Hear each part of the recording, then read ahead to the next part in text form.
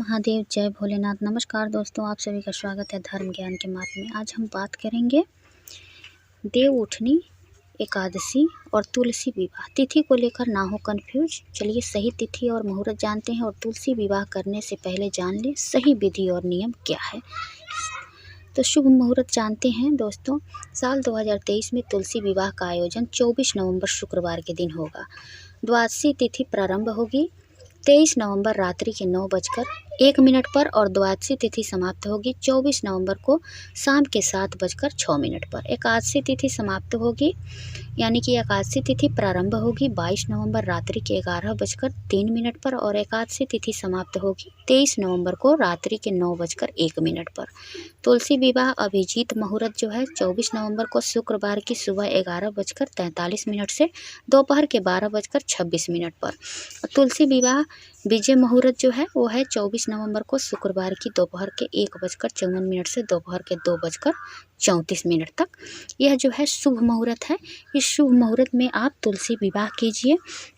और तुलसी विवाह की सरल तरीका क्या है और नियम क्या है, सभी महत्वपूर्ण बातें इस वीडियो में हम लोग जानेंगे। तो वीडियो को अंत तक जरूर देखिएगा जिससे कि आपको सारी जानकारी समझ में आ जाए। और ऐसे ही वीडियो देखने के लिए अगर आप लोग अभी तक चैनल को सब्सक्राइब नहीं किए हैं तो चैनल को सब्सक्राइब करके वीडियो को लाइक कर दीजिएगा और कमेंट बॉक्स में जय श्रीमन नारायण और जय माँ तुलसी जरूर लिखिएगा इनकी कृपा पाने के लिए। दोस्तों, इस दिन सर्वार्थ सिद्धि योग जो है पूरे दिन अमृत सिद्धि योग है। सुबह 6:51 से लेकर के शाम के 4:01 तक है। सिद्धि योग सुबह 9:05 तक है। हम आपको बता दें कि तुलसी विवाह का आयोजन करना बहुत शुभ माना जाता है। दोस्तों, तुलसी विवाह और तुलसी पूजा करने की विधि जानना और इस दौरान कई विशेष बातों को ध्यान में रखना बहुत जरूरी है।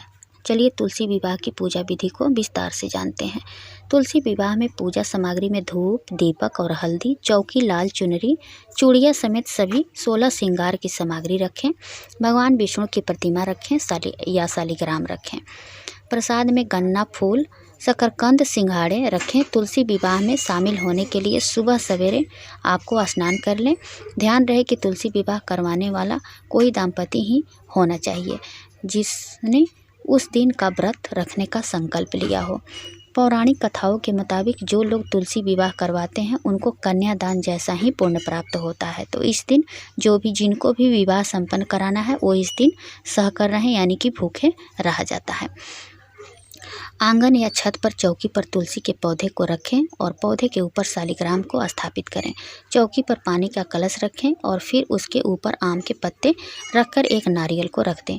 तुलसी के गमले को पूरी तरह सजा दें जैसे एक दुल्हन को सजाया जाता है। तुलसी और शालिग्राम की पूजा करें और रोली और चंदन का टीका भी लगाएं। दोनों को हल्दी का लेप लगाएं। इसके बाद तुलसी के पौधे के ऊपर गन्ने का मंडप तैयार करें। शालिग्राम को हाथों में से और तुलसी जी की 7 बार परिक्रमा करें। अगर शालिग्राम चौकी पर रखे हैं तो चौकी को पति के हाथों में उठाकर परिक्रमा करें। परिक्रमा के दौरान घर के सभी लोग मंगल गीत गाते रहें। विवाह संपन्न कराने के लिए पूरे मन से तुलसी देवी की आरती करें। इसके बाद फल फूल अर्पित करें और खीर और पूड़ी का भी भोग आप लगा सकते हैं इस दिन। इस तरह से सरल तरीके से आप पूजा कर माता तुलसी का विवाह संपन्न कर सकते हैं। जिन लड़के लड़कियों की शादी विवाह में जो है रुकावट आ रही है तथा विलंब हो रही है वह इस दिन व्रत रहकर तुलसी तथा शालिग्राम जी का विवाह संपन्न कराएं। ऐसा करने से वर्ष भर के अंदर उनका सुंदर विवाह जो है हो जाता है।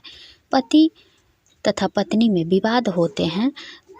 अगर आपके पति पत्नी में बनती नहीं है, कोई भी कारण हो, ऐसे दाम्पत्य जीवन में अगर परेशानी आ रही है तो तुलसी और शालिग्राम का विवाह श्रद्धापूर्वक आयोजन संपन्न करवाएं। उनका अवश्य लाभ होगा और वैवाहिक जीवन में पुनः मधुरता वापस लौट जाती है। दोस्तों, तुलसी विवाह की कथा इस प्रकार है। भगवान विष्णु की सबसे प्रिय तुलसी का विवाह भी भगवान शालिग्राम से होता है। तुलसी जी का एक नाम वृंदा भी है। चलिए जानते हैं वृंदा के हमारे आपके घर के आंगन की तुलसी बनने की पूरी कहानी। पौराणिक मान्यता के अनुसार राक्षस कुल में एक कन्या का जन्म हुआ जिसका नाम वृंदा था। वह बचपन से ही भगवान विष्णु की भक्ति और साधना में डूबी रहती थी। जब वृंदा विवाह योग्य हुई तो उसके माता पिता ने उसका विवाह समुद्र मंथन से पैदा हुए जलंधर नाम के राक्षस से कर दिया। वृंदा भगवान विष्णु की भक्त के साथ एक पतिव्रता स्त्री भी थी, जिसके कारण उनके पति जलंधर समय के साथ और भी शक्तिशाली हो गया। सभी देवी देवताओं जलंधर के कहर से डरने लगे। जलंधर जब भी युद्ध पर जाता, वृंदा पूजा अनुष्ठान करने बैठ जाती। वृंदा की विष्णु की भक्ति और साधना के कारण जलंधर को कोई भी युद्ध में हरा नहीं पाता था। एक बार जलंधर ने देवताओं पर चढ़ाई कर दी, जिसके बाद सारे देवता जलंधर को परास्त करने में असमर्थ हो रहे थे। तब हताश होकर सभी देवता भगवान विष्णु की शरण में गए और जलंधर के आतंक को खत्म का उपाय पर विचार करने लगा। तब भगवान विष्णु ने अपनी माया से जलंधर का रूप धारण कर लिया और छल से वृंदा के पतिव्रत धर्म को नष्ट कर दिया। इससे जलंधर की शक्ति कम होती गई और वह युद्ध में मारा गया। जब वृंदा को भगवान विष्णु के छल का पता चला तो उन्होंने भगवान विष्णु को शिला यानी पत्थर बन जाने का श्राप दे दिया। भगवान को पत्थर होते देख सभी देवी देवताओं में हाहाकार मच गया। फिर माता लक्ष्मी ने वृंदा से प्रार्थना की, तब जाकर वृंदा ने अपना श्राप वापस ले लिया और खुद जलंधर के साथ सती हो गई। जब वह उसके साथ भस्म हो गई तो कहते हैं कि उनके शरीर की भस्म से तुलसी का पौधा बना। फिर उनकी राख से एक पौधा निकला, जिसे भगवान विष्णु ने तुलसी नाम दिया और खुद के एक रूप को पत्थर में समाहित करते हुए कहा कि आज से तुलसी के बिना मैं कोई प्रसाद स्वीकार नहीं करूँगा। इस पत्थर को शालिग्राम के नाम से तुलसी जी के साथ ही पूजा जाएगा। तभी से कार्तिक महीने में तुलसी जी का शालिग्राम के साथ विवाह भी किया जाता है। तो यह कथा इस प्रकार थी। उम्मीद करती हूँ कि यह वीडियो आपको पसंद आएगी। अगर वीडियो पसंद आए तो वीडियो को लाइक और चैनल को सब्सक्राइब करके कमेंट बॉक्स में जय शालिग्राम और जय माँ तुलसी जरूर लिख दीजिएगा इनकी कृपा पाने के लिए। फिर मिलती हूँ एक नए वीडियो के साथ, तब तक के लिए बाय, धन्यवाद।